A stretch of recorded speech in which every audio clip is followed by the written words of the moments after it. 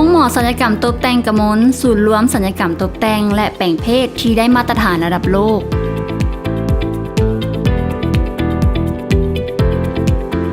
โดยคำนึงถึงคุณภาพของการผ่าตัดและความปลอดภัยของผู้ใช้บริการเป็นสำคัญได้รับรองจากองค์กร JCI มาตรฐานห้องหมอระดับสากลนายแพทย์กมลพันธ์ศรีทุมหัวหน้าทีมแพทย์ศัลยกรรมตกแต่ง